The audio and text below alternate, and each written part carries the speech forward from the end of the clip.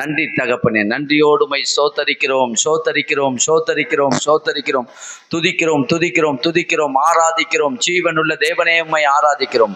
மகிமை நிறைந்தவரே, மாட்சிமை நிறைந்தவரே, மகிமைக்கு பாத்திரரே, ஒருவரும் சேரக்கூடாத ஒளியிலே வாசம் பண்ணுகிறவரே, எங்கள் தெய்வமே உம்மை சோத்தரிக்கிற ராஜா. இருக்கிறவராகவே இருக்கிறவரே, உயர்ந்த சிங்காசனத்தில் உட்கார்ந்து ஆளுகை செய்கிறவரே, தலைமுறை தலைமுறையாக ராஜரீகம் பண்ணுகிற எங்கள் தகப்பனே, உம்மை நோக்கி நாங்கள் ஆராதனை செய்து உம்மை மகிமைப்படுத்துகிறோம். எல்லாரும் வாய்களை திறந்து இந்த பழைய வருஷத்தை முடிக்க போகிறோம். புதிய வருஷத்திலே காலை எடுத்து வைக்க போகிற அந்த நேரத்துக்காக நாம் எல்லாரும் ஒருமனப்பட்டு இப்போது நாம் தேவனை நோக்கி விண்ணப்பம் பண்ணுவோம். எல்லாரும் முழக்க சத்தத்தோடு தேவனை மகிமைப்படுத்தி தேவனை துதிங்கள், ஆராதனை செய்யுங்க. என் தெய்வமே உமக்கு ஸ்தோத்திரம், என் பரிகாரியே உமக்கு ஸ்தோத்திரம், என் ராஜாவே உமக்கு ஸ்தோத்திரம், ராஜாதி ராஜாவே, கத்தாதி கத்தாவே, வல்லவரும் நல்லவருமாய் இருப்பவரே உமக்கு ஸ்தோத்திரம். தேவனுக்கு முன்பாக நாங்கள் ஆண்டவரே எங்களை தாழ்த்துகிறோம், எங்களை ஒப்புக் கொடுக்கிறோம், எங்களை அர்ப்பணிக்கிறோம், எங்களை முழுமையாய் ஆண்டவரே உம்முடைய திருப்பாத சந்தையிலே எங்களை சாஷ்டாங்கமாய் பணிந்து குனிந்து ஆராதிக்கும்படி கூடி வந்திருக்கிறோம். என் தெய்வமே உமக்கு ஸ்தோத்திரம் ராஜா. எத்தனை நல்லவர் ஆண்டவரே, எங்களை இந்த வருஷம் முழுவதும் அற்புதமாக நடத்தி வந்தீர், குறையில்லாமல் நடத்தி வந்தீர். உண்ண உணவு கொடுத்தீர், உடுத்திக் கொள்ள உடைய கொடுத்தீர், மனுஷ கண்ல தயவு கொடுத்து எல்லா ஏராளமான நன்மையும் கிருபையும் எங்களுக்கு தந்தீர் ஆண்டவரே. உம்மை இல்லாமல் எங்களால் இந்த பூமியில நாங்கள் வாழ்ந்திருக்க முடியாது. எத்தனையோ பேர்கள் இந்த நாளிலே இல்லாமல் இருக்கிறார்கள். ஆனால் நாங்கள் இன்றைக்கு நிலைத்து நிற்கிறோம். நாங்கள் இன்றைக்கு ஆண்டவரை உறுதியாய் நிற்கிறோம். அது எப்படி நடந்தது? என் இயேசு எங்களை நடத்தி வந்தார், என் தேவன் எங்களை நடத்தி வந்தார், எங்களை இதுவரைக்கும் தாங்கி வந்தார், ஏந்தி வந்தார், சுமந்து வந்தார். எல்லாவற்றுக்காக நன்றி சொல்லுகிறோம் ராஜா. உமக்கு கோடி ஸ்தோத்திரம். என் தகப்பனே உமக்கு ஸ்தோத்திரம், பரிகாரியே உமக்கு ஸ்தோத்திரம், பெலனாகிய கர்த்தாவே உமக்கு ஸ்தோத்திரம், வல்லவரே உமக்கு ஸ்தோத்திரம். ஆண்டவரே, என் தேவன் மலையில் விலகும் பர்வதங்கள் நிலை மாறுது, ஆனால் என் தேவன் கிருபை எங்களை விட்டு விலகாமல் இருக்கிறது. எங்கள் தேவன் எங்களை கைவிடாமல் நடத்தி கொண்டு வருகிறார். இதோ உலகத்தின் முடிவு பரிந்தும் சகல நாட்களிலும் எங்களோடு கூட இருந்து எங்களை நடத்துகிற தெய்வமே, உம்மை நாங்கள் ஆராதிக்கிறோம் அப்பா, உம்மை மகிமைப்படுத்துகிறோம், உம்மை மேன்மைப்படுத்துகிறோம். என் தேவனுக்கு முன்பாக எங்களை தாழ்த்துகிறோம் ஆண்டவரே. நாங்கள் சபையார்களாய் ஒன்று கூடி எங்களை தாழ்த்துகிறோம். புதிய வருஷத்திலே காலை எடுத்து வைக்க போகிறோம். இன்னும் சில நொடிகளிலே நாங்கள் புதிய வருஷத்திலே காலை எடுத்து வைக்க போகிறோம் ஆண்டவரே. நாங்கள் புதிய வருஷத்திலே காலை வைக்க போகிறோம். எந்த நம்பிக்கையில நாங்கள் வைக்க போகிறோம்? எங்களுக்கு ஒரு ஆண்டவரே அஸ்திபாரம் உண்டு. எங்கள் அஸ்திபாரம் எங்களுக்கு ஒரு நங்கரம் உண்டு. நாங்கள் எங்களுடைய நம்பிக்கை நங்கரம் எங்களுக்கு உண்டு. அந்த நம்பிக்கை நங்கரம் எங்களை நடத்தும். இந்த 26ஆம் வருஷத்திலே 2026ஆம் வருஷத்திலே நாங்கள் நம்பிக்கையோடு காலை எடுத்து வைக்க போகிறோம் ஆண்டவரே. எங்கள் கர்த்தர் எங்களை தாங்குவார், ஏந்துவார், சுமப்பார், குறையில்லாமல் எங்களை நடத்துவார். என் தேவனாகிய கர்த்தரே எங்களை ஆண்டவரே தலைமுறை தலைமுறையா எங்களுக்கு அடைக்கலம் மாணவராய் இருப்பீர் என்பதை நாங்கள் விசுவாசத்தோடு எல்லாரும் சொல்லுவோம். இயேசுவின் நாமத்திலே நம்ம காலை எடுத்து வைப்போம். இந்த புதிய நாளிலே நம்ம காலை எடுத்து வைப்போம். இயேசுவின் நாமத்திலே நாங்கள் புதிய வருஷத்திலே காலை எடுத்து வைக்கிறோம் ஆண்டவரே. உமக்கு ஸ்தோத்திரம் ஆண்டவரே, உமக்கு ஸ்தோத்திரம், உமக்கு ஸ்தோத்திரம், உமக்கு கோடி கோடி கோடி கோடி ஸ்தோத்திரத்தை நாங்கள் ஏறெடுக்கிறோம் ஆண்டவரே. இந்த புதிய வருஷத்திலே நாங்கள் காலை எடுத்து வைத்து விட்டோம் ஆண்டவரே. நாங்கள் காலை எடுத்து வைத்து விட்டோம். கர்த்தருக்கு நன்றி, கர்த்தருக்கு நன்றி, என் தேவனுக்கு நன்றி. நாங்கள் உறுதியாய் பற்றி கொண்டிருக்கிறோம். என் இயேசு திராட்சை செடி, நாங்கள் கொடிகளாய் இணைந்து இருக்கிறோம். எப்பொழுதும் அவரோடு இணைந்து இந்த 2026ஆம் வருஷத்திலே கொண்டாடுவோம், மகிழ்ந்து கொண்டாடி தேவனை ஆராதனை செய்வோம். கர்த்தாவே உமக்கு ஸ்தோத்திரம் ஆண்டவரே, கர்த்தாவே உமக்கு ஸ்தோத்திரம், பரிசுத்தரே உமக்கு ஸ்தோத்திரம். பரிசுத்தர் பரிசுத்தர் பரிசுத்தர் பரிசுத்தர் என்று நாங்கள் போற்றுகிறோம். பரிசுத்தரை நாங்கள் போற்றுகிறோம், கர்த்தரை உயர்த்துகிறோம், கர்த்தரை மேன்மைப்படுத்துகிறோம். என் தகப்பனே உமக்கு நன்றி ராஜா, என் ராஜாவே உமக்கு நன்றி. இந்த புதிய வருஷத்தை காலை எடுத்து வைக்கும்படி எங்களுக்கு காட்டின அந்த கிருபைக்காக ஸ்தோத்திரம், மாபெரும் கிருபைக்காக ஸ்தோத்திரம் ஆண்டவரே. இது எங்களால் உண்டானதல்ல, இது கர்த்தருடைய ஈவு, இது கர்த்தருடைய ஈவு, என் தேவனுடைய ஈவு. எங்களுக்கு இந்த 2026ஆம் வருஷத்திலே நாங்கள் காலை எடுத்து வைத்தது என் தேவனுடைய ஈவு அப்பா. உமக்கு ஸ்தோத்திரம் ஆண்டவரே, உமக்கு நன்றி சொல்கிறோம் தேவனே, உமக்கு நன்றி. இந்த ஒரு பாடலை பாடி தேவனை ஆராதனை செய்வோம். எல்லாரும் ஆவியிலே நிரம்பி பாடுவோம். இந்த புதிய வருஷத்தில் புதிய ஆராதனையிலே தேவனை ஆராதிப்போம். எல்லாரும் ஆவியிலே நிரம்பி பாடுவோம், கர்த்தரை துதித்து பாடுவோம். உலக சத்தத்தோடு தேவனை ஆராதனை செய்வோம். தேவனை ஆவியானவரே ஸ்தோத்திரம்.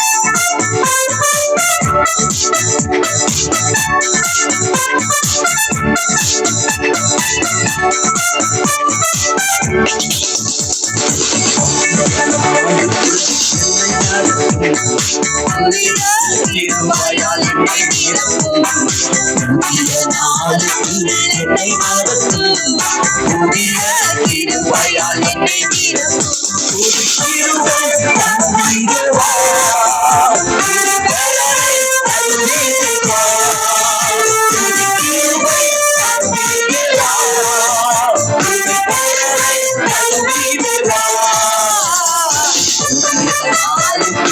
என்னை நடத்தும். புதிய கிருபையால் என்னை நிரப்பும். புதிய நாளுக்குள் என்னை நடத்தும். புதிய கிருபையால் என்னை நிரப்பும். ஆரம்பம் மர்மமானாலும் முடிவு சம்பூர்ணமா. ஆரம்பம் மர்மமானாலும் முடிவு சம்பூர்ணமா.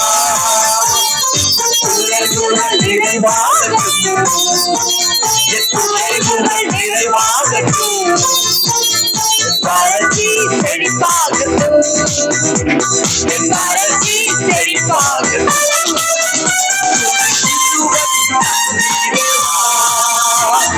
பலனை தந்திட வா.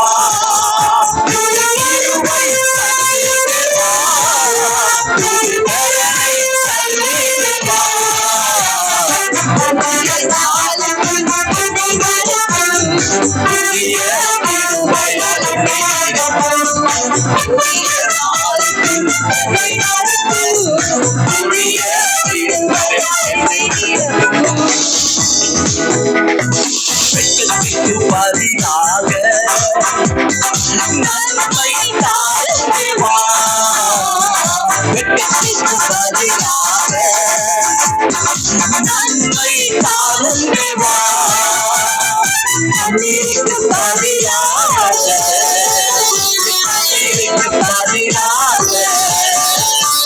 களிப்பை தாரும் தேவா.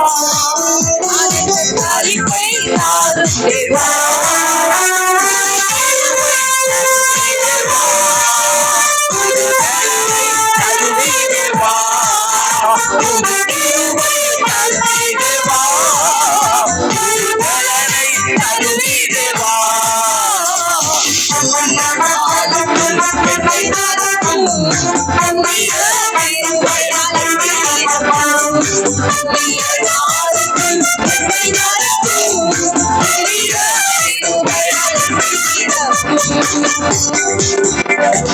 சவால்கள் சந்தித்திட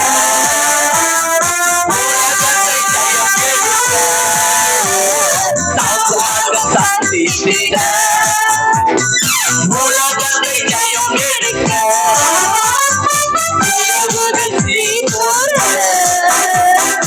உறவுகள் ஸ்ரீபூர்ண சமாதானம் நான் செய்கிறேன்.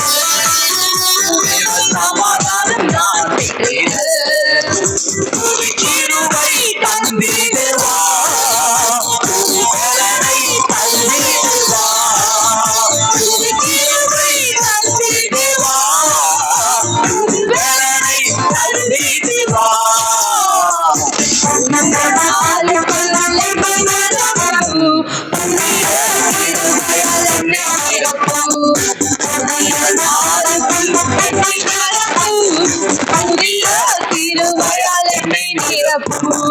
வெட்கத்திற்கு பதிலாக நன்மை தாழ்ந்து வா. வெட்கத்திற்கு பதிலாக நன்மை தாழ்ந்து வா. கண்ணீருக்கு பதிலாக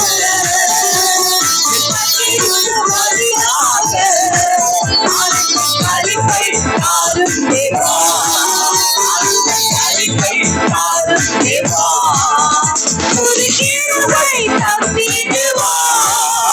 புது பலனை தந்திட வா. புது கிருபை தந்திட வா. பலனை தந்திட வா. புதிய நாளுக்குள் என்னை நடத்தும். புதிய கிருபையால் என்னை நிரப்பும். புதிய நாளுக்குள் என்னை நடத்தும்.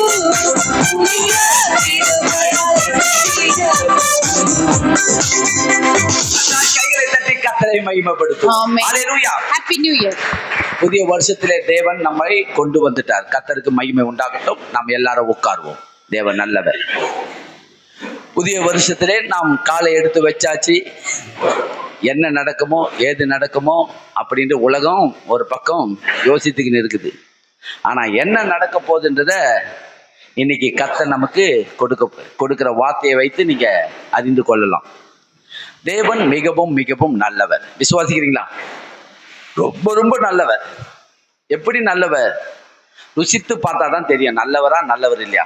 அவரை ருசித்து பார்த்தது உண்டானால் அவருடைய வழிகளிலே நாம் நடக்க நாம் என்ன பண்ண மாட்டோம், விலகி போக மாட்டோம். இந்த வருஷம் முழுவதும் தேவன் எப்படி உங்களை நடத்தி வந்தார், இந்த வருஷம் முழுவதும் ஆண்டவர் உங்களை எப்படி நடத்தினாரே. நீங்க கொஞ்சம் பெருகி வந்திருக்கிறீங்களா, இல்லை கீழே போயிருக்கிறீங்களா, மேலே வந்திருக்கிறீங்களா? அவங்களுக்கு தெரியும். நீங்க மேலே வந்திருக்கிறீங்களா கீழே வந்திருக்கிறீங்களா. ஏன்னா ஆண்டவருக்குள்ள இருக்கிற நீங்க தேவன் ஒன்றும் அப்புறம் 30, 60, 100 தேவன் என்ன பண்றாரு, படிப்படியா நம்மளை உயர்த்திக்கின்னு வர்றாரு. இந்த வருஷத்துல நீங்க எப்படி முழுவதும் போன பழைய வருஷத்துல எப்படி தேவன் உங்களை நடத்தி வந்தாரு, இந்த புதிய வருஷத்துல எப்படி நடத்த போறாரு. 2025 உங்களை தேவன் எப்படிலாம் ஆசீர்வாதமா வைத்திருந்தான்றதை உங்களுக்கு நல்லா தெரியும், எனக்கு நல்லா தெரிஞ்சு பாருங்க. தேவன் கூட அதாவது 2024 விட 2025 கொஞ்சம் பெருக பண்ணியிருக்கிறார். கர்த்தர் அது பண்ணியிருக்கிறார். எனக்கு நல்லா தெரியுது. ஏன்னா நான் அதை அனுபவித்திருக்கிறேன், அதை பெற்றிருக்கிறேன், கூட பெருக பண்ணியிருக்கிறார். இப்போ 2026 வந்திருக்கிறோம். 2026 நான் இன்னும் கொஞ்சம் பெருகுவேனா இல்லை கம்மியாகவேனா? கண்டிப்பா தேவன் என்ன பண்ணுவார், இன்னும் பெருக பண்ணுவார். இது தேவன் செய்வார். தேவனுடைய கிருபையில பெருகணுமா நீங்க? அப்ப தேவனுடைய கிருபையில பெருகணும்னா என்ன பண்ணணும்? தேவனுக்கு பிரியமானதை செய்கிறவர்களா இருக்கணும். தேவனுக்கு பிரியமானது செய்யும் போது தேவனுடைய கிருபை என்ன பண்றாரு, கூட கொடுக்கிறாரு. தேவனுடைய கிருபை உங்களுக்கு வந்துச்சுனால நீங்க எப்படி இருப்பீங்கன்னா பெருகி கொண்டே வருவீங்க. அப்ப கர்த்தர் இந்த வருஷத்துல தேவன் உங்களை எப்படி ஆண்டவர் ஆசீர்வதித்து உங்களை நடத்துவார், உங்க வாயில தான் இருக்குது. இப்ப நம்ம அந்த பழைய செய்தியை நம்ம கேட்டோம் இல்லையா, அச்சல் என்கிற அந்த பெண்மணி எங்க அப்பன் கொடுத்துட்டாரு, அப்படியே போய் நம்ம வாழ்ந்துட்டு போகலாம் அப்படின்னு போயிருக்கலாம். அந்த பொண்ணு இல்லை பாருங்க, விரும்புறாங்க அந்த அம்மா, எனக்கு ஒரு ஆசீர்வாதம் வேண்டும், எனக்கு ஒரு ஆசீர்வாதம் வேண்டும், உங்களுடைய ஆசீர்வாதத்தின்படி எனக்கு ஒரு நீர்ப்பாய்ச்சலான ஒரு நிலங்கள் எனக்கு வேண்டும். விரும்பணும் பாருங்க. நீங்க விரும்பலைன்னா கிடைக்கவே கிடைக்காது. கர்த்தரிடத்துல கேட்கிற நீங்க விரும்பி கேளுங்க. அந்த பெண்ணு கேட்டா அப்பன் கூடவே 2 சேர்த்து கொடுத்தாரு. மேல்புறத்திலும் கீழ்ப்புறத்திலும் சேர்த்து நீர்ப்பாய்ச்சலான நிலங்களை சேர்த்து கொடுத்தார் என்று பார்க்கிறோம். கேட்காது இருந்தா கண்டிப்பா அந்த அவர் என்ன பண்ணிருப்பாரு, கேட்கல நானே கொடுக்கல அப்படியா.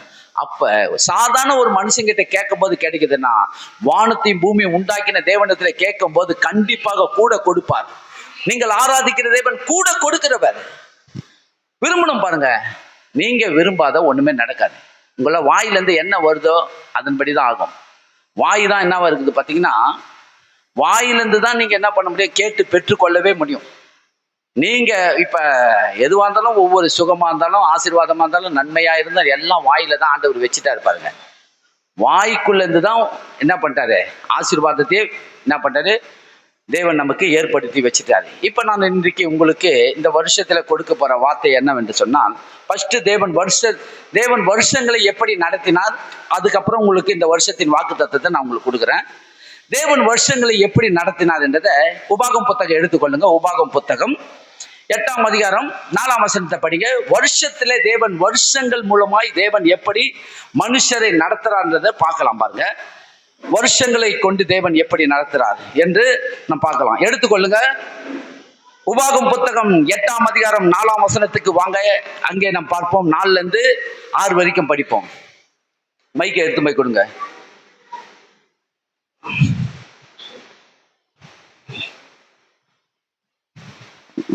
ஹலோ,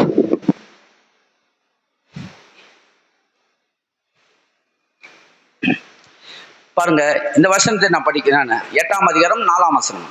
ஆகையால் 8:4 இந்த 40 வருஷமும் பாருங்க, இந்த 40 வருஷமும் உன் மேலிருந்த வஸ்திரம் பழையதாய் போகவும் இல்லை, உன் கால்கள் வீங்கவும் இல்லை. ம். ஒருவன் தன் புத்திரனை சிட்சிக்கிறது போல உன் தேவனாகிய கர்த்தர் உன்னை சிட்சிக்கிறார் என்று நீ உன் இருதயத்தில் அறிந்து கொள்வாயாக.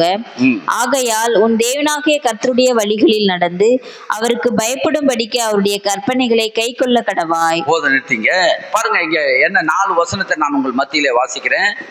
இந்த 40 வருஷமும் உன்மேல் இருந்த வஸ்திரம் பழைதாய் போகவும் இல்லை, உன் கால் வீங்கவும் இல்லை. எங்க இந்த 40 வருஷம் என்பது எங்கன்னு பாத்தீங்கன்னா, இஸ்ரவேல் ஜனங்கள் 40 வருஷமா வனாந்தரத்தில் ரவுண்ட் அடிக்கிறாங்க. எத்தனை வருஷமா ரவுண்ட் அடிக்கிறாங்க? ஆமா, அது 40 நாள்ல போய் சேர வேண்டிய இடத்துக்கு 40 வருஷமா ரவுண்ட் அடிக்கிறாங்க. அந்த இடத்துல 40 நாள்ல தான் போய் சேரலாமா வனாந்த அது பாலும் தேனும் ஓடுற தேசத்துக்கு.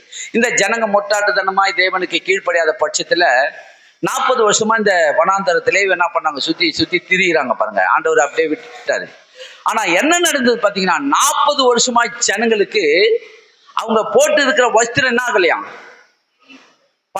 என்ன ஆகல பாருங்க, அவங்களுடைய வஸ்திரங்கள் என்ன ஆகல பாருங்க. 40 வருஷமா உன் மேல் இருந்த வஸ்திரங்கள் பழைமையாய் போகவும் இல்லை, உன் கால் வீங்கவும் இல்லை. எப்படி இது நடந்தது? இது எப்படி நடக்குது? கர்த்தர் நடத்தி இருக்கிறார்.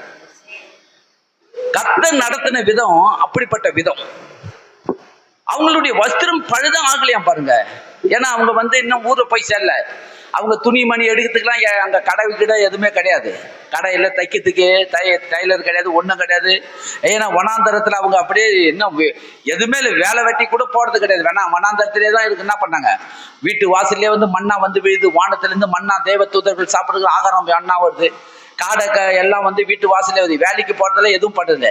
அதே வஸ்திரம், அதே வஸ்திரத்தோடு இருக்கிறாங்க. வஸ்திரம் பழமையாகவும் இல்லை, காலு வீங்கவும் இல்லை. எப்படி நடந்தது? தயவு செஞ்சு யாரும் பேசாதீங்க, அசோக பேசாதீங்க.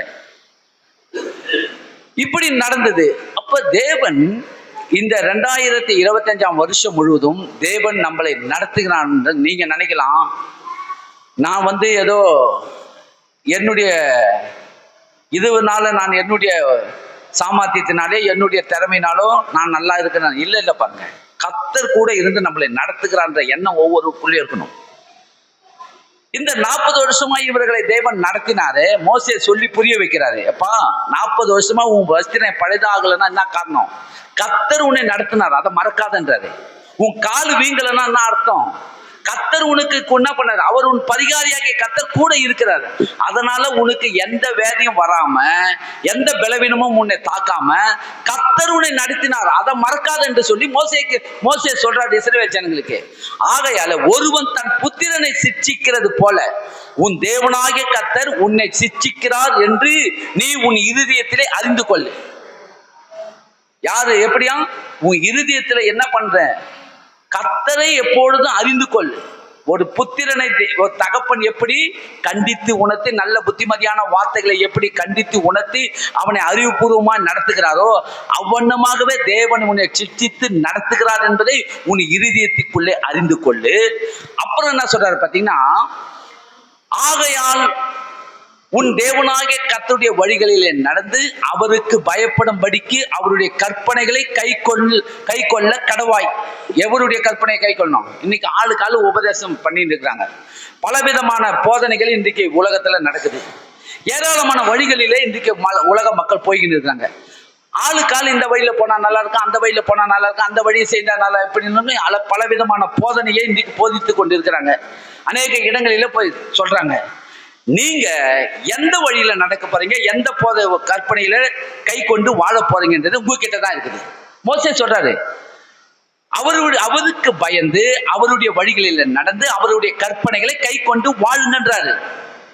மோசே திட்டவட்டமா சொல்றாரு. ஆனா என்ன நடந்தது பாத்தீங்கன்னா, கர்த்தர் மோசே கொண்டு சொல்றாரு, ஆனா இந்த ஜனங்கள் நடக்கல அப்படி இல்லையா? நீங்க என்ன பண்றீங்க? எடுத்துக்கொள்ளுங்க, சங்கீத புத்தகத்துக்கு வாங்க. சங்கீத புத்தகம் 100ஆம் சங்கீதத்துக்கு வாங்க.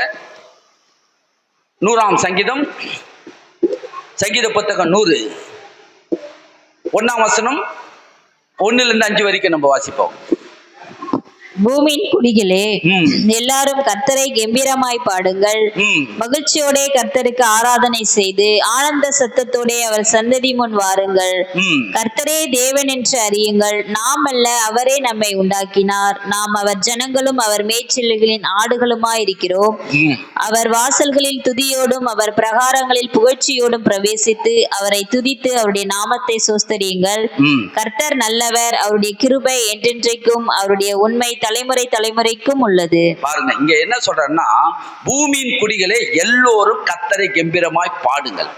மகிழ்ச்சியோடு கர்த்தருக்கு ஆராதனை செய்து ஆனந்த சத்தத்தோடு அவர் சன்னதி முன் வாருங்கள். எப்படி வரணுமா?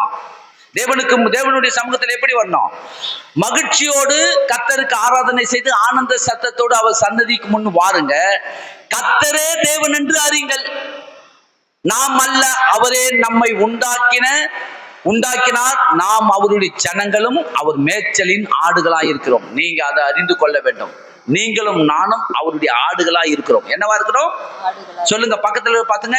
நாம் கர்த்தருடைய ஆடுகள். சொல்லுங்க, எல்லாரும் சொல்லுங்க, நாம் கர்த்தருடைய ஆடுகள். அவர் என் மேய்ப்பர். சொல்லுங்க, அவர் என் மேய்ப்பர். சொல்லுங்க. ஆமா, நீங்க அப்படிப்பட்ட எண்ணம் இந்த வருஷத்துல உங்க ஒவ்வொருவருக்குள்ள அப்படிப்பட்ட எண்ணம் இருக்கணும். நான் அவருடைய ஆடா இருக்கிறேன். தேவன் அவர் என் மேய்ப்பரா இருக்கிறார். அவருடைய சத்தத்துக்கு நான் எப்போதும் செவி கொடுத்து வாழ்வேன் அப்படின்ற எண்ணம் இருக்கணும். அவர் வாசல்களிலே துதியோடும் அவர் பிரகாரங்களிலே புகழ்ச்சியோடும் பிரவேசித்து அவரை துதித்து அவருடைய நாமத்தை ஸ்தோத்தரிங்கள். கர்த்தர் நல்லவர், அவருடைய கிருபை என்றென்றைக்கும், அவருடைய உண்மை தலைமுறை தலைமுறைக்கும் இருக்குது. இது நமக்கு ஜெனரலா இது செய்ய வேண்டிய காரியங்கள். இப்ப இந்த வருஷத்துல உங்களுக்கு கொடுக்கிற வாக்கு தத்தம் என்னவென்று சொன்னால், சங்கீத புத்தகம் 90ஆம் சங்கீதம் 1ஆம் வசனம். தேவன் நமக்கு இந்த வருஷத்தின் வாக்கு தத்தங்களை தேவன் கொடுத்துக்கிறார். 1ஆம் வசனம் படிங்க பாப்போம். ஆண்டவரே தேவரீர் தலைமுறை தலைமுறையாக எங்களுக்கு அடைக்கலமானவர். ஆமா, கவனிங்க, எல்லாரும் சொல்லுங்க பாப்போம். ஆண்டவரே சொல்லுங்க. தேவரீர் தலைமுறை தலைமுறையாக எங்களுக்கு அடைக்கலமானவர். இந்த வருஷத்தின் வாக்கு தத்தம் இதுதான். கர்த்தர் நமக்கு கொடுத்திருக்கிற இந்த வருஷத்தின் வாக்கு தத்தம் சங்கீத புத்தகம் 90ஆம் அதிகாரம் 1ஆம் வசனம். ஆண்டவரே தேவரீர் தலைமுறை தலைமுறையாக எங்களுக்கு அடைக்கலமானவர். எனக்கு மாத்திரம் அடைக்கலம் கிடையாது, என் பிள்ளைகளுக்கு அடைக்கலம், என் பேர பிள்ளைகளுக்கு அடைக்கணும், இனி பிறக்க போற பேர பிள்ளைகளுக்கு அடைக்கலம். தலைமுறை தலைமுறையாக நம் சந்ததிக்கெல்லாம் அடைக்கலம் மாணவர் யார் என்று சொன்னா நம் தேவனாகிய கர்த்தர் ஒருவரே. விசுவாசிக்கிறீங்களா? அவரை நம்பி என் குடும்பத்துல எத்தனை பிள்ளைகள் வேணா நான் பெற்றுக்கலாம். இப்ப கவர்மெண்ட் நான் 2 பிள்ளையை பெற்றா போதும் சொல்றீங்க இல்லையா? நீங்க 20-30 பிள்ளையை பெற்றா கூட கவலையே இல்லை. ஏன்னு சொன்னால் நமக்கு ஒருவர் இருக்கிறார். நமக்கு பிள்ளைகளுக்கெல்லாம் அடைக்கலம் கொடுக்கிறவர் ஒருவர் இருக்கிறார்.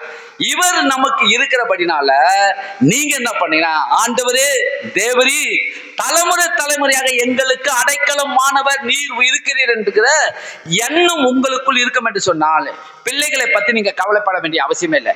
என்னை நடத்தின தேவன் என் பிள்ளைகளை நடத்துவார். எத்தனை பேர் கவனிக்கிறீங்க? அப்படி சொல்லணும். என்னை இதுவரைக்கும் நடத்தி வந்தவர், என்னை இதுவரைக்கும் போஷித்து காப்பாற்றி வந்தவர், என்னை ஆசீர்வதித்தவர், நான் கையிட்டு செய்கிற வேலையெல்லாம் ஆசீர்வதித்த என் கர்த்தர் என் பிள்ளைகளையும் அப்படியே நடத்துவார். என்னை பார்க்கலாம் என் பிள்ளைகளுக்கு ரெட்டிப்பானதுதான் செய்வாரே கண்டி அதுக்கு கீழே கம்மியா செய்யவே மாட்டார். அப்ப நீங்க இந்த வசனத்தை எப்போதும் உங்க பிள்ளைகளுக்கு சொல்லி அறிவித்து அதை புரிய வைக்க வேண்டும். அவர் சொல்றாரு பாருங்க, பர்வதங்கள் தோன்றும் முன்னே நீர் பூமியும் உலகத்தையும் உருவாக்குறதுக்கு முன்னே நீர் அனாதியாய் என்றென்றைக்கும் தேவனாய் இருக்கிறீர். அப்ப பாத்தீங்கன்னா பர்வதங்களும் பூமியும் உலகத்தையும் இன்னும் உருவாகல. இதெல்லாம் தோன்றுவதற்கு முன்னே தேவன் எப்படி இருந்தாரு? எத்தனை பேருக்கு ஆண்டவர் எப்படி இருந்தான்றத கரெக்டா சொல்லுங்க பார்ப்போம். ஆண்டவர் வானமும் பூமியும் உண்டாக்கல. ஆண்டவர் எப்படி இருந்தாரு? முதல்ல தேவன் ஆதியிலே வார்த்தை தேவன் எதுல இருந்தாரு? ஜலத்து மேலே அசைவாடி கொண்டிருந்தார். எது மேல அசைவாடி கொண்டிருந்தாரு?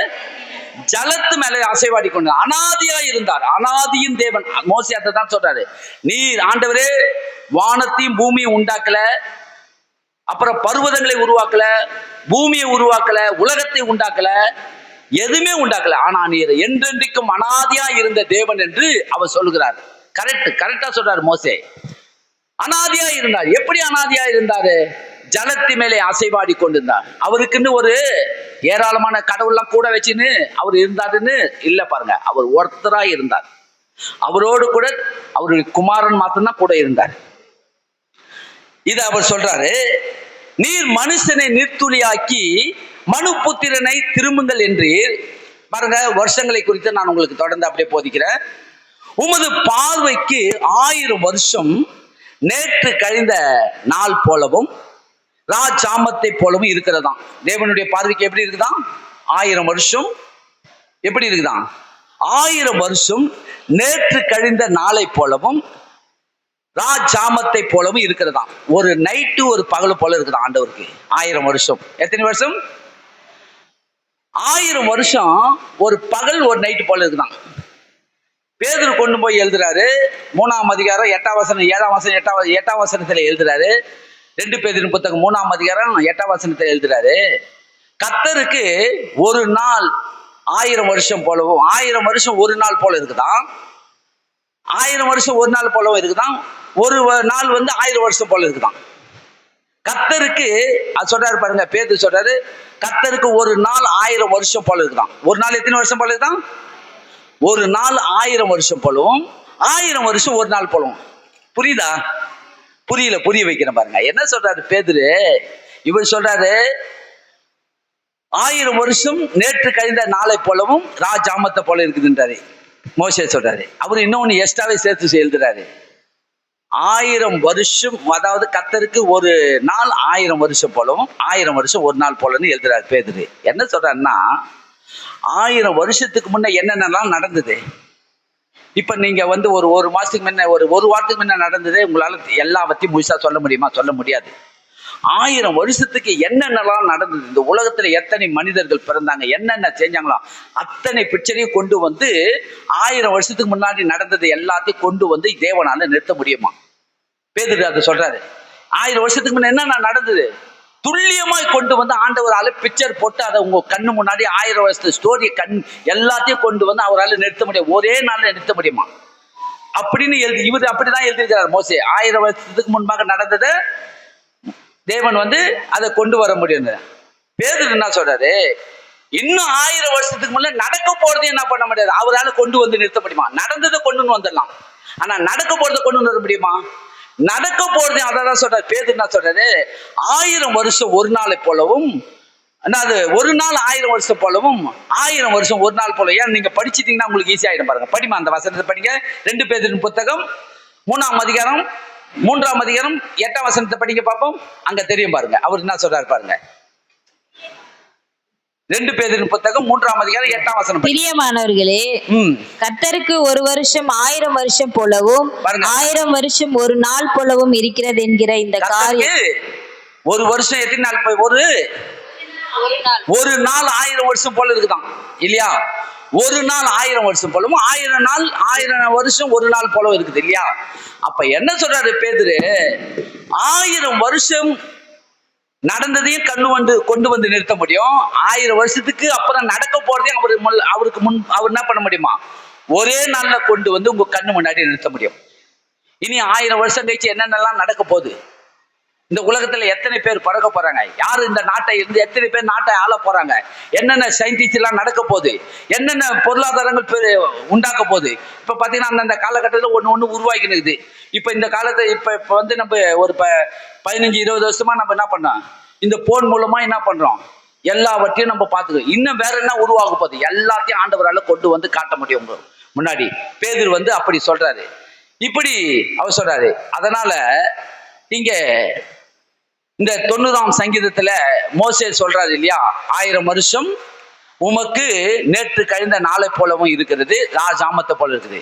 அவர்களை வெள்ளம் போல வாரிக்கொண்டு போகிறீ, நித்திரைக்கு ஒத்திருக்கிறார்கள், காலையிலே முளைக்கிற புல்லுக்கு ஒப்பா இருக்கிறார்கள். இப்ப மனுஷர்கள் எதுக்கு ஒப்பா இருக்கிறோம்? மனுஷன் பார்த்தீங்கன்னா புல்லுக்கு ஒப்பானவங்க தான் மனுஷன்லாம்.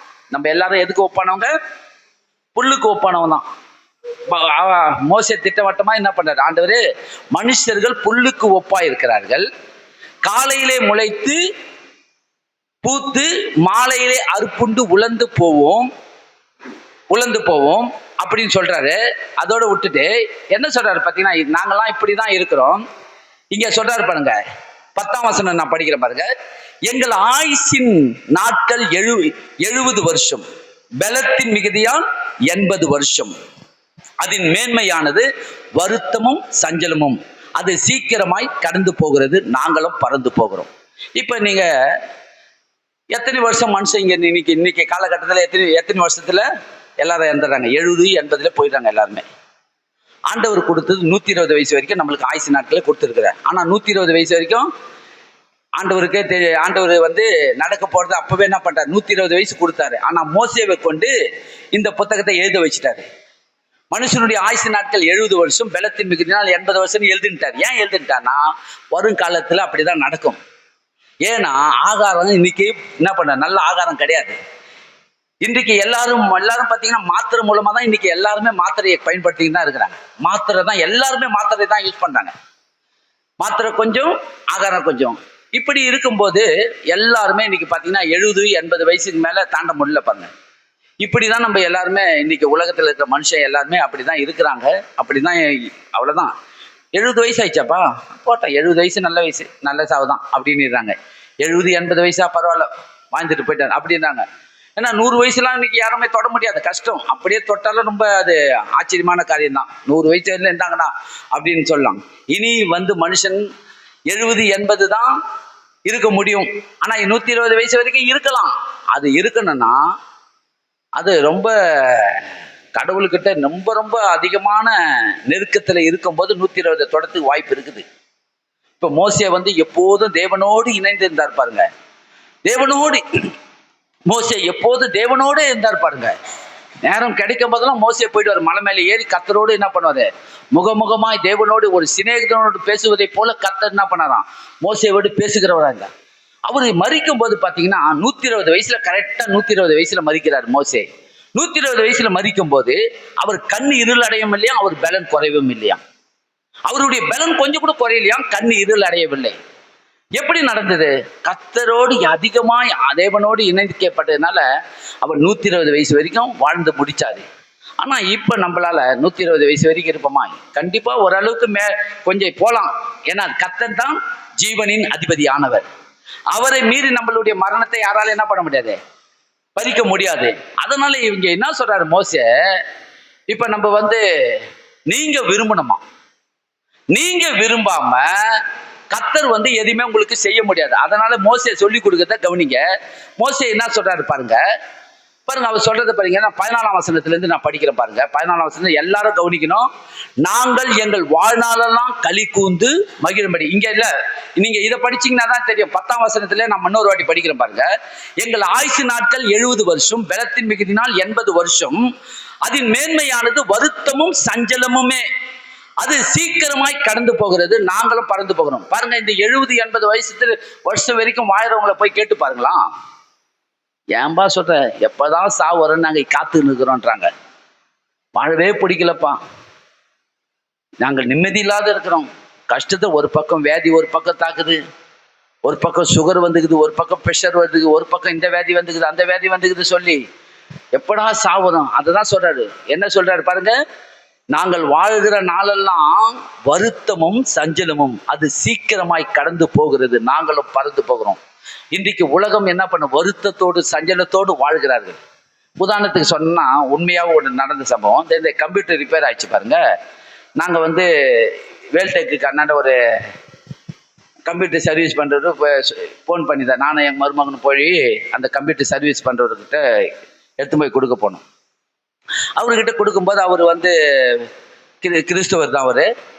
அவர் பேசினே இருக்கும்போது ஆண்டவர் பற்றிலாம் அப்படியே ஆண்டவர் பாட்டை போட்டு விட்டு அப்படியே பேசினே இருக்கும்போது நான் கேட்டேன், எங்கங்க வீட்டில் தான் யாருமே இல்லையான்னு கேட்டோம். கேட்கும்போது அவர் சொன்னார், இல்லைங்க யாரும் இல்லை, நான் தனியாக இருக்கிறேன், ஜாலியாக இருக்கிறேன், தனிமையில் இருக்குது எவ்வளோ சந்தோஷம் தெரியுமா, அவ்வளோ சந்தோஷமாக இருக்கிறேன் அப்படின்னாரு. நான் கம்முன்னு, இந்த தனிமையில் இருக்குது இவர் எப்படி சந்தோஷமாக இருக்க முடியும், சந்தோஷமாக இருக்கிறதுக்கு வாய்ப்பு இல்லை, இவர் பொய் சொல்கிறாரு அப்படின்னு சொல்லிட்டு நான் உள்ளத்தில் கம்முன்னு தான். அவர் பேசுறதுக்கு எதுவுமே பேசலை. இல்லை எப்படிங்க தனிமையாக இருந்தால் நீங்கள் நல்லது சொல்கிறீங்க, நல்லதவே இருக்க முடியாது, கர்த்தர் தனிமையாக இருப்பது நல்லதில்லைன்னு தான் சொல்லியிருக்கிறாரு அப்படின்னு சொல்லி நான் சொன்னேன். அது எப்படி நீங்கள் ஆதாமுக்கு சொன்னார் நல்லது இல்லைன்னு சொன்னார், அவரு பைபிளை வந்து ஆதியாம் புத்தகத்து வரைக்கும் வெளிப்படுத்தல் வரைக்கும் படித்தேன் அப்படின்னு சொல்றாரு. படித்து அவருக்கு ஏற்ற மாதிரியே பேசிக்கிறாரு. அது எப்படி பயன்படுத்திக்கிறான்னு அவருக்கு ஏற்ற மாதிரியே தன்னுடைய என்ன பண்ண படித்தது எல்லாம் அவருக்கு ஏற்ற மாதிரியே பேசிக்கிறாரு. சபைக்கெல்லாம் போவீங்களா? சபைக்கெல்லாம் நான் போக மாட்டேன். எந்த மனுஷனும் உண்மை கிடையாது. நான் எதுக்கு சபைக்கு போனோம்? எவன் உண்மை உள்ளவன்? எவனுமே உண்மை இல்லை. எந்த சபைக்கு நான் போக மாட்டேன் அப்படின்றாரு. நானே படிப்பேன், உட்காந்து படிப்பேன், ஆண்டவர் சொல்லுவார் அப்படின்னு சொல்லி. அப்போ வீட்டில எல்லாம் இல்லை, அவள் எப்போ பார்த்தாலும் பணம்னு கேட்குறா, அவளை நான் அனுப்பிச்சி விட்டேன் அப்படின்றாரு. என்ன பண்ணுறாரு? எப்போ கேட்டாலும் பணம்னு கேட்குறாளாம். இப்போ பார்த்தாலும் பணம்னு.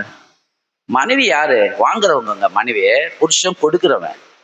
கர்த்தர் அப்படிதான் நம்மளை வச்சிருக்கிறாரு. நீ கொடுத்தாதான் மனைவி என்ன பண்ணுவாங்க, திருப்பி உனக்கு ரெட்டிப்பா அவங்களால கொடுக்க முடியும். இவரு கொடுக்கவே மாட்டாராம். மனைவி பணம்னு கேட்குறேன், அனுப்பிச்சு விட்டேன், ஜாலியா இருக்கிறேன், எவ்வளவு சந்தோஷம் தெரியுமா அப்படின்னாரு. சரி, நான் அவரு அன்னைக்கு ஒரு நாள் ஞாயிற்றுக்கிழமை நாளே கொடுத்துட்டு வந்துட்டோம்.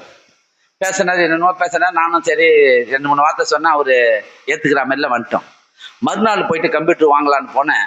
அது சர்வீஸ் கொடுத்து மறுநாள் போயிட்டு அது வாங்கின்னு வரலான்னு போன உடனே இதோ வரேன்னு சொல்லிட்டு நாங்கள் ஒரு 60 ரூபா வெளியில் உட்காந்துங்கன்னா ஹாஸ்பிட்டலுக்கு போயிட்டு வந்தார். வந்த உடனே பேசினார், எங்கே வாழ்ந்தேன் நான், ஆண்டவர்கிட்ட கேட்டுக்கிறேன், சீக்கிரம் என்னை எடுத்துன்னு போன்னு கேட்குறேன், சேவம் வருமானு எதிர்பார்த்துக்கினேன்.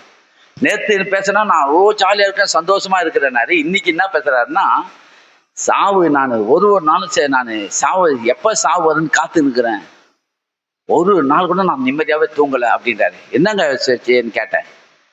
சுகரு 300 இருக்குது, ப்ரெஷரு 300 இருக்குது, ஆஸ்மா இவ்வளோ இருக்குது அப்படின்றாரு. அவர் வாய் தந்து ஆஸ்மா இவ்வளோ இருக்குது, பல்லு வலி தாளமில்ல, பல்லு பிடுங்கலாம் போனால் எவனுமே பிடுங்க மாட்டேன்றான்.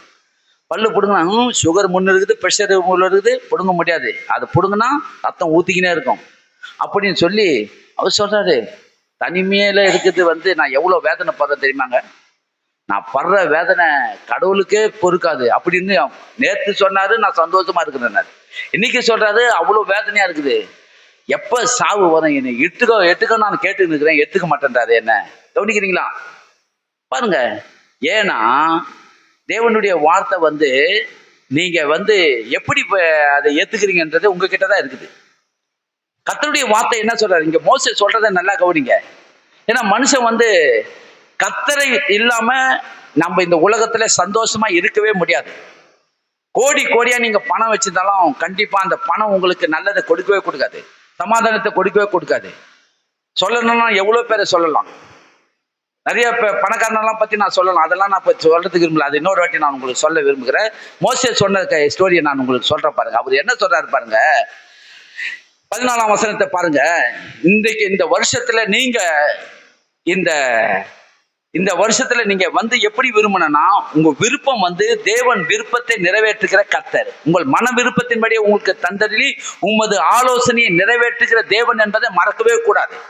நீங்க நல்லா வாழ்வதும் வாழக்கூடாதுங்கிறது உங்ககிட்ட தான் இருக்குது.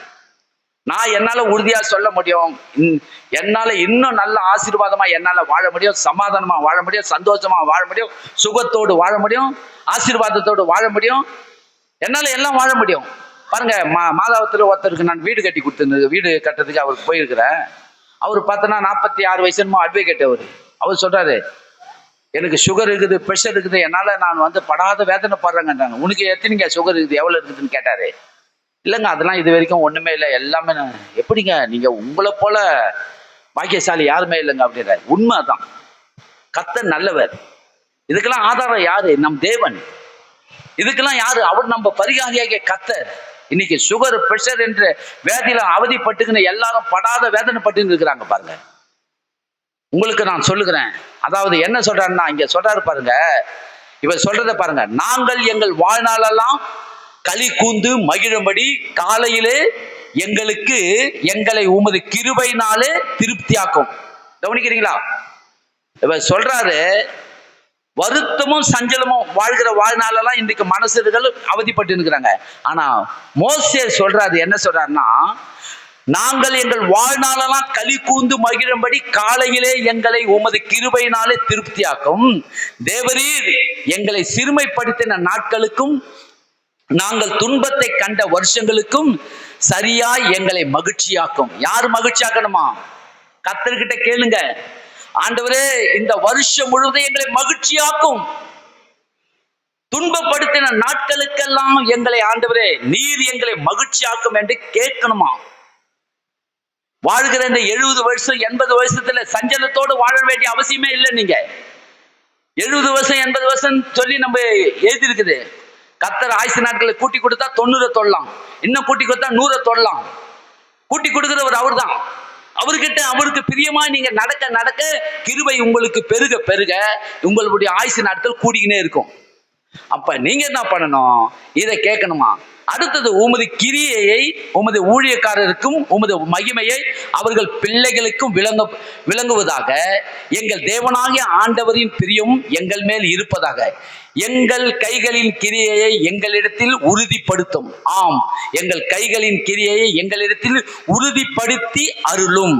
என்ன சொல்றாருன்னு பண்ணா, நாங்க செய்கிற வேலையெல்லாம் உறுதிப்படுத்துங்க ஆண்டவரே. இந்த வருஷத்துல நீங்க தொடங்குற வேலையெல்லாம் கர்த்தர் உறுதிப்படுத்தும் என்று கேட்கணுமா? எத்தனை பேர் கேட்க விரும்புறீங்க? கேளுங்க. எங்களை மகிழ்ச்சியாக்கும், எங்களை திருப்தியாக்கும், நாங்க செய்கிற வேலையெல்லாம் உறுதிப்படுத்தும் ஆண்டவரே. அப்படி நீங்க கேட்கும் போதுதான் கர்த்தர் அதை செய்கிறார். நீங்க அந்த பெண்ணு கேட்டாங்களே, அச்சல் என்கிற பெண்ணு கேட்டாங்க இல்லையா, அப்பா எனக்கு ஒரு நீர்ப்பாய்ச்சலான நிலங்களை கொடுன்னு கேட்டா, அப்பா கொடுத்தாரு. மேற்புறத்தையும் கீழ்ப்புறத்தையும் சேர்ந்து நல்ல நிலத்தை கொடுத்தாரு. கேட்காத கிடைக்கல. அதேதான் கர்த்தர் இங்க மோசே சொல்றாரு, நாங்களுடைய கிரியைகளை உறுதிப்படுத்தும் என்று நீங்க கேட்கணுமா? அப்படி கேட்கும் போது கர்த்தர் அதை செய்கிறார். எடுத்துக்கொள்ளுங்க, ஆபுக் புத்தகத்துக்கு வாங்க. ஆபுக் புத்தகம் 3ஆம் அதிகாரத்துக்கு வாங்க. இங்க என்ன சொல்றாரு பாருங்க. ஆபுக் தீர்க்கதரிசி என்ன சொல்றாரு பாருங்க. ஆபுக் தீர்க்கதரிசி பக்கம் வந்து சொல்லட்டுமா? 1086 பக்கம்.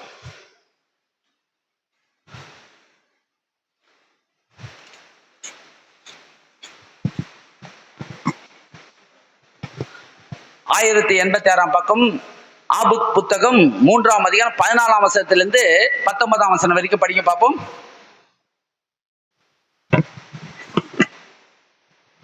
படிமா.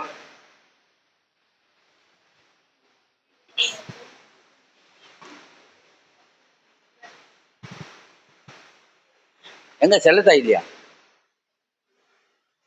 சரி, நான் படிக்கிறேன் பாருங்க. என்னை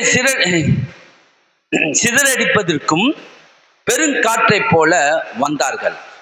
சிறுமையானவனை மறைவிடத்திலே பட்சிப்பது அவர்களுக்கு சந்தோஷமாய் இருந்தது. நீர் அவனுடைய ஈட்டிகளினாலே அவனுடைய கிராமத்து அதிபதிகளை உருவ குத்தினீர். திரளான தண்ணீர் குவிலாக்கி சமுத்திரத்துக்குள்ளே உமது குதிரைகளோடு நடந்து போனீர். நான் கேட்ட பொழுது என் குடல் குழம்பிற்று. அந்த சத்தத்துக்கு என் உதடுகள் துடித்தது, என் எலும்புகளில் உக்கல் உண்டாயிட்டது. என் நிலையிலே நடுங்கினேன். ஆனாலும் எங்களோடு எதிர்க்கும் ஜனங்கள் வரும்போது இக்கட்டு நாளிலே நான் இளைப்பாறுதலை அடைவேன் என்றார். என்ன சொல்றார் இந்த தீர்க்கதரிசி? ஆபுக் தீர்க்கதரிசி, என்னை சிதறடிப்பதற்கு பெருங்காற்றை போல வந்தார்களாம். இந்த தீர்க்கதரிசி இவரை அழிப்பதற்காக ஒரு கூட்ட ஜனம் எழும்பி இவரை சிதறடிப்பதற்கு எழும்பி வந்தார்கள். கர்த்தர் என்ன பண்ணாராம்? அவர்களை என்ன பண்ணானா, அவர்களுடைய உடலிலே ஈட்டியை குத்தி அவர்களை என்ன பண்ண சிதறடித்தாராம். எப்படி ஆண்டவர் வந்தாராம்? அவர் வந்த சத்தம் எப்படி இருந்துதான் பாத்தீங்கன்னா, திரளான தண்ணீர் பாருங்க, 15ஆம் வசனம் படிக்கிறேன். திரளான தண்ணீர் குவிலாகி சமுத்திரத்துக்குள் உமது குதிரைகளோடு நடந்து போனீர். கர்த்தர் வந்ததே எப்படி வந்தாராம்? அப்படிப்பட்ட ஒரு இரைச்சலோடு வந்தாரு. நான் கேட்ட பொழுது என் குடல் குழம்பிற்று. அந்த சத்தத்துக்கு என் உதடுகள் துடித்தது, என் எலும்புகள் உக்கல் உண்டாயிட்டது. நான் நிலையிலே நடுங்கினேன். ஆனாலும் எங்களோடு எதிர்க்கும் ஜனங்கள் வரும்போது இக்கட்டு நாளிலே நான் இளைப்பாறுதலை அடைந்தேன். எப்படி இளைப்பாறுதலை அடைந்தாரு? பயங்கரமான கத்தியோடு பட்டயத்தோடு இவரை அழிக்கிறதுக்கு வராங்க. ஆனா இவர் இளைப்பாறுதலை அடைந்தாராம். எப்படி இளைப்பாறுதலை அடைந்தாரு பாத்தீங்கன்னா, கர்த்தர் இவருக்கு இனமா இருக்கிறாரு பாத்தீங்கன்னா, துணையா இருக்கிறாரு. அதோடு விடல பாருங்க, இவர் சொல்ற வார்த்தையை பாருங்க. இந்த வார்த்தையை நம்ம கேட்கும் போதே எவ்வளவு மகிழ்ச்சியா இருக்குது பாருங்க. அத்திமரம் துளிர்விடாமல் போனாலும், திராட்சை செடிகளே பழம் உண்டாகாமல் போனாலும், ஒலிவ மரத்திலே பலனற்று போனாலும், வயல்களிலே தானியம் விளையாமல் போனாலும், கிடையிலே ஆட்டு மந்தைகள் முதலற்று போனாலும், தொழுவத்திலே மாடுகள் இல்லாமல் போனாலும், எதுல எங்க போனாலும் இல்ல இல்ல இல்ல, பொருளாதாரம் இல்லையாம். அப்ப அந்த அந்த மாநில தான் பேசுறாரு அவரு. எங்க போனாலும் பொருளாதாரம் இல்ல. வயல்ல போனா அரிசி பருப்பு வாங்கலாம் போனா இல்ல, தொழுவத்துக்கு போனா ஆடு இல்ல, மாடு இல்ல, காய்கறி வாங்கலாம் போனா தானிய விலையில சொல்லி இல்ல, எங்குமே இல்ல இல்ல இல்ல. ஐயோ இல்லையே, நான் எப்படி வாழ்வேன், நான் எப்படி பிழைப்பேன், நான் எப்படி நான் பசியோடு இருக்கிறேன், நான் பட்டினியா வாழ்வுதான், இப்படி ஒரு வாழ்க்கை எனக்கு வேணுமா, அப்படி இப்படி சொல்லி புலம்பாம என்ன சொல்றாரு, இல்ல இல்ல இல்ல என்றாலும் நான் ஒன்னு அறிந்து கொண்டிருக்கிறேன். ஒருவர் இருக்கிறார், ஒருவர் என்னை விசாரிக்க ஒருவர் இருக்கிறார், என்னை போஷிக்கிறவர் ஒருவர் இருக்கிறார், என்ன தேவைகளை சந்திக்கிறவர் ஒருவர் இருக்கிறார். அதனால நான் சொல்றேன், என்ன சொல்றேன்னா, நான் கர்த்தருக்குள் மகிழ்ச்சியா இருப்பேன். என்ன இல்லைனாலும் என் கர்த்தருக்குள் நான் மகிழ்ச்சியா இருப்பேன். என் ரட்சிப்பின் தேவனுக்குள் நான் களி கூறுவேன். ஆண்டவராகிய கர்த்தர் என் பலன். யார் என் பலனா? இப்படி பேசணும் நீங்க. நான் கர்த்தருக்குள் மகிழ்ச்சியா இருப்பேன், என் ரட்சிப்பின் தேவனுக்குள் நான் களி கூறுவேன், என் ஆண்டவராகிய கர்த்தரே என் பலன் என்று சொல்லணும். உங்க வாய் அதை பேசணும். பேசி பாருங்க, எங்குமே சோர்ந்து போக மாட்டீங்க. ஒரு இடத்துல கூட நீங்க மனமுறிவு அடைய மாட்டீங்க. இளைப்பாறுதலை கண்டறிவீர்கள். இளைப்பாறுதல் என்று சொன்னா என்ன சொல்றாருன்னா, இளைப்பாறுதல் என்பதுன்னா எந்த காரியத்தை செஞ்சாலும் அதுல சோர்வே வராது, கஷ்டமாவே இருக்காது. எப்பொழுதும் எப்படி இருக்குன்னா, உங்க ஆத்மா எப்போதும் எப்படி இருக்குன்னு பாத்தீங்கன்னா, அடுத்தது என்ன செய்யலாம், அடுத்தது என்ன செய்யலாம், இது முடிஞ்சிச்சு அடுத்தது என்ன தொடங்கலாம், இதை தொடங்கிட்டு அடுத்தது என்ன தொடங்கலாம், வேகமாகவே செயல்பட்டு கொண்டே இருக்குமா. அதுக்கு பேர் தான் இளைப்பாறுதல். ஐயோ இதை எப்ப முடிப்பேன், முடிச்சுட்டு எப்ப நான் ஓய்வு உட்காருவேன் அப்படின்ற எண்ணம் வராது பாருங்க. எப்போதும் வேகத்தோடு நீங்கள் செயல்பட்டு கொண்டு இருக்க அளவுக்கு இந்த ஆத்மா அந்த அளவுக்கு என்ன பண்ணுமா, இளைப்பாறுதலுக்குள்ளே செல்லுமா. அவர் சொல்றாரு, என் தேவனுக்குள் நான் இளைப்படைந்திருக்கிறேன், என் கர்த்தர் என் பலனானவர். என்ன சொல்றாரு பாருங்க, என் கர்த்தர் என் பலன், என் ஆண்டவராகிய கர்த்தர் என் பலன். அவர் என் கால்களை மான் கால்களை போல ஆக்கினாரு, உயரமான ஸ்தலங்களிலே என்னை நடக்க பண்ணுவார். எங்க நடக்க பண்ணுவாராம்? இப்படிதான் கர்த்தரே உங்களுக்கு தலைமுறைக்கு அடைக்கலமா இருக்கிறார் என்கிற ஒரு எண்ணத்துல இருப்பீங்களேன்னு சொன்னா, உங்க வாய் சும்மா இருக்க கூடாது. எப்படி பேசணும்? நேத்து ஒரு மாதிரி இன்னைக்கு ஒரு மாதிரி அப்படி பேசக்கூடாது. நேத்து என்ன சொன்னாரு, வேற மாதிரி பேசினாரு இந்த மனுஷன். நான் சூப்பரா இருக்கிறேன், எப்படி தனிமையில நான் நல்லா இருக்கிறேன்னு தெரியுமா அப்படின்றாரு. இன்னைக்கு போனா எப்ப சாவு வரும், செத்தா நல்லா இருக்குமேன்றாரு. இன்னைக்கு போனா எப்பவுமே ஒரே மாதிரி பேசுறது யாரால பேச, உங்களால தான் பேச முடியும். எத்தனை நாள் வந்து பேசினாலும், நேத்து பேசினாலும் அப்படிதான் பேசணும், இன்னைக்கு பேசணும் இன்னும் கொஞ்சம் மேல உயர்த்தி பேசணும், நாளைக்கு வந்தா இன்னும் கொஞ்சம் உயர்த்தி பேசணும், இன்னும் நாளுக்கு நாள் இன்னும் நீங்க மேன்மைப்படுத்தி பேசுகிறவர்களா இருக்கணுமே கண்டி. நீங்க என்ன பண்ணணும், தாழ்வாய் பேசுகிறவர்களா இருக்கக்கூடாது. கர்த்தர் அப்படிதான் உங்களிடத்துல எதிர்பார்க்கிறாரு. அதனால சொல்றாரு, இது நெகோத்தியின் என்னும் வாத்தியத்திலே வாசிக்க ராக தலைவனுக்கு ஒப்புவிக்கப்பட்ட சங்கீதத்திலிருந்து நான் கண்டு கொண்டேன் என்று சொல்றாரு. 18ஆம் சங்கீதத்திலே சொல்றாரு, மான் கால்களை போல என்னை ஆக்கினார் என்று தாவீது சொல்றாரு. அந்த சங்கீதத்திலே நான் பார்க்கும்போது தாவீது அந்த எப்படி பேசியிருப்பாரு, அதை நான் இன்றைக்கு நான் உணர்றேன்னு சொல்லி இந்த ஆபுக் புத்தகத்தை எழுதினவர் சொல்றாரு. விசுவாசிக்கிறீங்களா? அப்ப நீங்க என்ன பண்றீங்க, அத்திமரம் துளிர் விடனாலும் பரவாயில்ல, திராட்சை செடி பழம் கொடுக்கலனாலும் பரவாயில்ல, அப்புறம் என்ன பண்ண, ஒலிவு மரத்திலே பலனற்று போனாலும் பரவாயில்ல, வயல்களிலே தானியம் விளையினாலும் பரவாயில்ல, கிடையிலே ஆட்டு மந்தையில முதலற்று போனாலும் பரவாயில்ல, தொழுவத்திலே மாடு இல்லாமலும் போனாலும் பரவாயில்ல. ஆனா நீங்க என்ன பண்ணணுமா, இங்க போனாலும் இல்லைன்றாங்க, அங்க போனாலும் இல்லைன்றாங்க, உடனே சோர்ந்து போயிடாதீங்க. கர்த்தருக்குள் மகிழ்ச்சியா இருங்க. வேற ஒண்ணு ஆண்டவர் ஏற்படுத்தி வச்சிருக்கிறாரு, மேன்மையானதை வச்சிருக்கிறாரு. என்ன ஏற்படுத்தி வச்சிருக்கிறாரு எடுத்துக்கொள்ளுங்க. வெளிப்படுத்தல் புத்தகத்துக்கு வாங்க, அங்க உங்களுக்கு தெரியும். வெளிப்படுத்தல் புத்தகத்துக்கு வாங்க, என்ன ஏற்படுத்தி வச்சிருக்கிறாரு பாருங்க. வெளிப்படுத்தல் புத்தகம் 3ஆம் அதிகாரம் 3ஆம் அதிகாரத்துக்கு வாங்க. வெளிப்படுத்தல் புத்தகம் 3ஆம் அதிகாரத்துக்கு வாங்க. என்ன ஏற்படுத்தி வச்சிருக்கிறார் பாருங்க.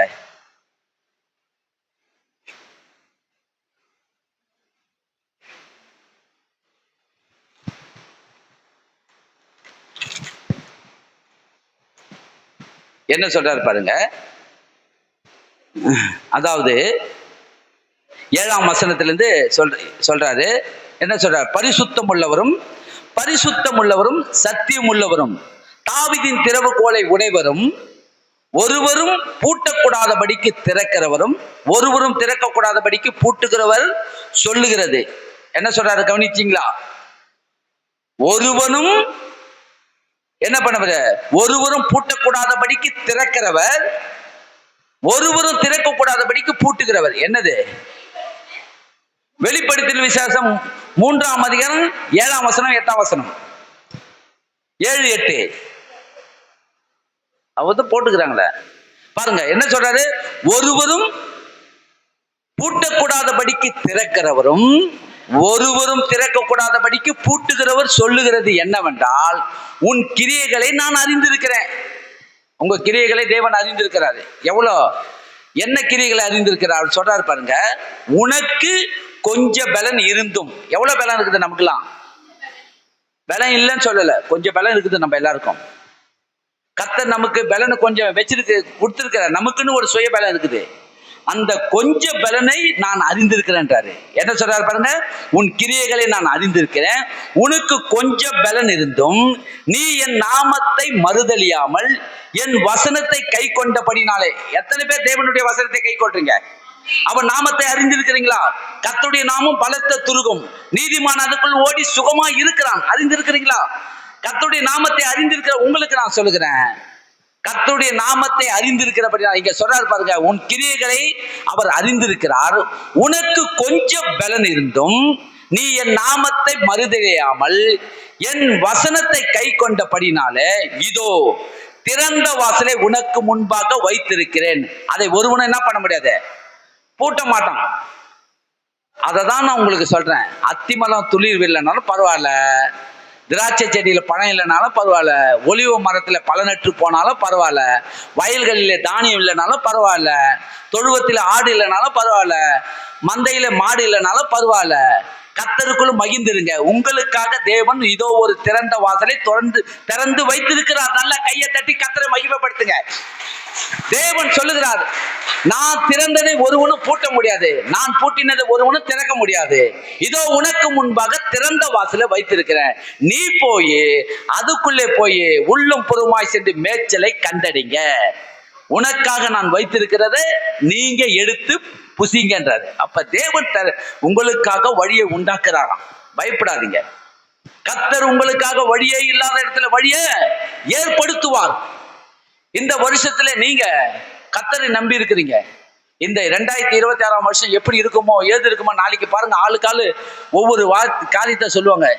இந்த ஜனவரி எதுல வந்ததுன்னு நாளைக்கு சொல்லுவாங்க பாருங்க. நீங்க என்ன பண்ணுவீங்க? பாவம் அவங்க அப்படிதான். ஏன்னா அவங்களுக்கு என்ன தெரியாது, சத்தியத்தை பத்தி தெரியாது. அதனால ஜோசியக்காரன் ஏதோ ஒன்று சொல்லிடுவான். அவன் சொல்ற ஜோசியத்தை, அவன் சொன்ன வார்த்தையை வச்சு என்ன பண்ணுவாங்க, இந்த ஜனவரி இப்படி பிறந்துச்சாமா, இப்படிப்பட்ட அழிவு நடக்குமா, அப்படிப்பட்ட கேரணம் நடக்குமான்னு எதையாவது வகந்தியை கலப்பி விட்டுருவாங்க பாருங்க. ஆனா நான் உங்களுக்கு சொல்லுகிறேன், கர்த்தர் உங்களுக்கு முன்பாக தேவன் திறந்த வாசலை திறந்து வைத்திருக்கிறார். தலைமுறைக்கு அவரே என் அடைக்கலம் மாணவர். அந்த அடைக்கலம் மாணவர் எனக்கு முன்பாக ஆண்டவர். அவர் பூட்டினதை ஒருவனும் திறக்க முடியாது, அவர் திறந்ததை ஒருவனும் பூட்ட முடியாது. கர்த்தர் எனக்காக யாவையும் செய்கிறவர், எனக்கு ஒருவர் இருக்கிறார் என்கிற எண்ணத்துல நீங்க என்ன பண்ணணும்? இந்த பூமியில 2026ஆம் வருஷத்தை அருமையாக நீங்கள் கொண்டாடலாம். நீங்க மகிழ்ச்சியா இருக்கலாம். கர்த்தர் குறையில்லாமல் உங்களை நடத்துவார். விசுவாசிக்கிறீங்களா? கடைசியாக இன்னும் 2 வசனத்தை நம்ம படிச்சிடலாம். எடுத்துக்கொள்ளுங்க.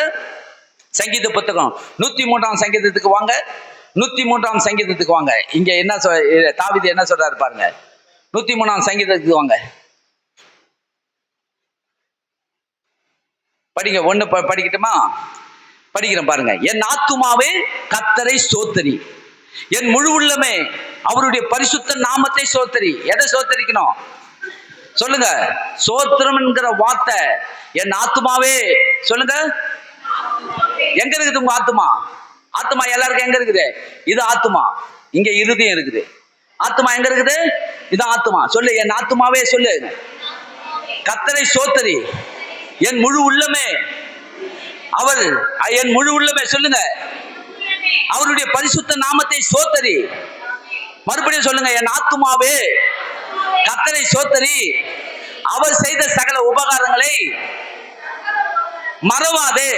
தாவீது சொல்லுகிறார், அவருக்குள்ளே சொல்றாரு, ஆத்துமாவே கலங்காத, எது இல்லைனாலும் கலங்காத, நமக்கு ஒருவர் இருக்கிறார், அவர் நம் தேவைகளை போதுமானதுக்கு மிகவும் அதிகமானவர் கொடுக்கிறவர் நமக்கு இருக்கிறாரு. என் ஆத்துமாவே நீ கலங்காதன்றாரு. விசுவாசிக்கிறீங்களா? அவன் உன் அக்கிரமங்களை எல்லாம் என்ன பண்றாரா? மன்னிக்கிறார். உன் நோய்கள் எல்லாம் குணமாக்குவார். உன் பிராணனை அழிவுக்கு விலக்கி மீட்டு உன்னை கிருபையினாலும் இரக்கங்களினாலும் முடி சூட்டுவார். விசுவாசிக்கிறீங்களா? எத்தனை பேர் விசுவாசிக்கிறீங்க? அவர் முடி சூட்டுவார். உங்கள் வருஷங்களை நன்மையினாலே திருப்தி ஆக்குவார். எதுல திருப்தி ஆக்குவார் சொல்றாரு பாருங்க. உன் பிராணனை அழிவுக்கு விலக்கி மீட்டு உன்னை கிருபையினால இரக்கங்களால முடி சூட்டுவார். நன்மையினால் உன் வாயை திருப்தி ஆக்குவார். எதால திருப்தி ஆக்குவார்? ஆமா, நேத்து ஒரு மாதிரி இன்னைக்கு ஒரு மாதிரி பேச வைக்க மாட்டாரு. எப்ப பேசினாலும் ஜம்முன்னு பேசுவீங்க. கர்த்தர் நல்லவருங்க, எங்களை நல்லா நடத்துறாருங்கன்னு சொல்லி உங்க வாயிலிருந்து வர வார்த்தையை கேட்கும் போது, ஏம்பா இப்படிலாம் நாங்க கேட்டு ரொம்ப நாள் ஆச்சுப்பா, எப்படிப்பா நீங்க இதெல்லாம் பேசுறீங்கன்னு கேட்கும் போது, எங்களை போஷிக்கிறவர் ஒருவர் இருக்கிறாருங்க. அவர் தான் கர்த்தர், அவர் தான் இயேசு, அவர் தான் எங்க வாயில் இருக்கிற வார்த்தையெல்லாம் எங்களுக்குள்ள இருந்த இல்லாமன்றதெல்லாம் எங்களுக்குள்ள இந்த தரித்திரம் வெளியே போச்சு. இன்றைக்கு தரித்திரத்திலிருந்து நாங்கள் நீக்கப்பட்டு ஆசீர்வாதத்தை சுதந்திரிக்கிறதுனால எங்க வாய் நன்மை பேசுகிறது.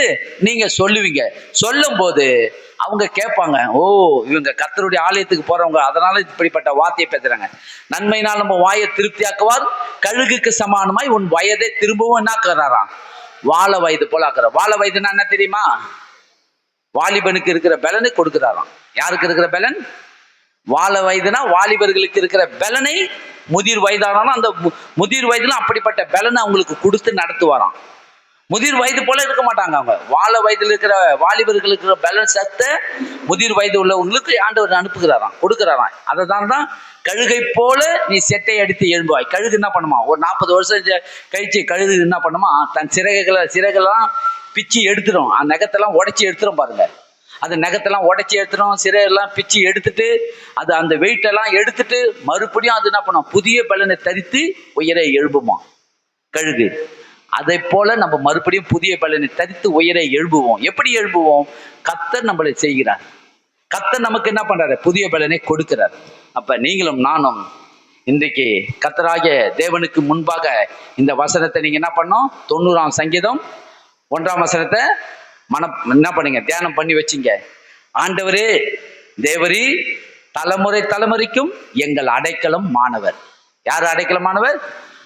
ஆமா, இத நீங்க என்ன பண்றீங்க? அவரே ஆண்டவரே தேவரீ நீரே என்னவா இருக்க? தலைமுறை தலைமுறைக்கும் எங்களுக்கு அடைக்கலமாய் இருக்கிறீர் என்று உங்க உள்ளத்திலே நீங்க அதை என்ன பதிய வைத்து இன்றைக்கு கொடுத்த வாக்குத்தத்தங்கள் எல்லாம் நீங்க ஆழமாய் நீங்கள் என்ன பண்ணணும்? உறுதியாய் பற்றி கொண்டு நீங்கள் வாழும்போது கர்த்தர் கண்டிப்பாக எப்படிப்பட்ட ஒரு வியாதியும் உங்களை தாக்காது, பலவீனம் உங்களை தாக்காது. இந்த பூமியில நல்லா ஆயுசின் நாட்கள் 70 வருஷம், பலத்தின் மிகுதினால் 80 வருஷம். அதுல வருத்தமும் சஞ்சலமும் இருக்குது. ஆனாலும் ஆண்டவரே நாங்கள் மகிழ்ச்சியோடு வாழ்வதற்கு உங்களுடைய கிருபை எங்களுக்கு தாரும் என்று கர்த்தரை நோக்கி நீங்க கேட்கணுமா? நல்லா சுகபல ஜீவனோடு வாழ்வதற்கு ஆண்டவரே காலையிலே உங்களுடைய கிருபையும் மாலையிலே உங்களுடைய சத்தியத்தையும் எங்களுக்கு போதித்து அருளும் ஆண்டவரே. அப்படி என்று நீங்க கேட்கும் போது கர்த்தர் உங்களுக்கு கொடுக்கிறவரா இருக்கிறார். கேட்காம கிடைக்காது. கர்த்தருக்கு மகிமை உண்டாகட்டும். நம்ம இப்போது எல்லாரும் திருவிந்துக்கு நம்ம ஆயத்தமா இருப்போம். எல்லாருக்கும் இன்றைக்கு திருவிந்து நம்ம பங்கு பெறுவோம். எல்லாரும் ஆயத்தமா இருங்க, திருவிந்திலே பங்கு பெறுவோம் எல்லாரும். நன்றி தகப்பனே. எல்லாரும் ஆண்டவரே உங்களுடைய கரத்தில் எங்களை தாழ்த்துகிறோம் அப்பா. முழுமையாய் ஒப்பு கொடுக்கிறோம் அப்பா. என் தேவன் தாமே இந்த நாளிலே ஆண்டவரே அப்பா நாங்கள் திருவிந்திலே பங்கு பெற